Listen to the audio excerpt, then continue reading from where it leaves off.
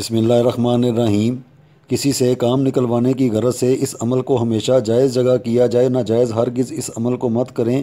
جائز کام سے مراد یہ ہوتی ہے کہ اگر کوئی اپنے حق اور معیار پر پورا اترتا ہو اور دوسرا اس کی حق بات بھی نہ مانتا ہو تو ایسی صورت میں اس عمل کو کیا جائے۔ سورہ یوسف شریف کی آیت نمبر 68 کو وَلَمَّا دَخَلُوا مِنْ حَيْثُ أَمَرَهُمْ أَبُوهُمْ مَا كَانَ يُغْنِي عَنْهُم مِّنَ اللَّهِ من شيء إلا حاجات في نفس يعقوب قضاها وإنه لذو علم لما علمناه ولكن أكثر الناس لا يعلمون۔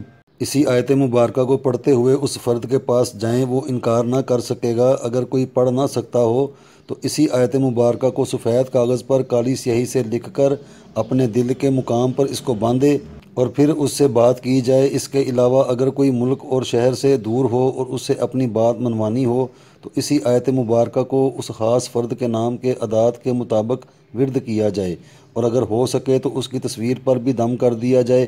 اس کے علاوہ اسی عمل کو اپنی شادی کی غرض سے نا کو ہاں میں بدلوانے کے لیے بھی تصویر پر کیا جا سکتا ہے۔ والدین اپنے بچوں کی بدتمیزی اور ان کو درست سمت میں لانے کے لیے بھی کر سکتے ہیں۔ غرض کہ اس آیت مبارکہ کو اپنی ہر جائز بات کو منوانے کے لیے کیا جا سکتا ہے، لیکن بات جائز اور حق پر مبنی ہو۔ پڑھائی اس آیت مبارکہ کی اس فرد کے نام کی تعداد کے مطابق ہی کی جائے گی۔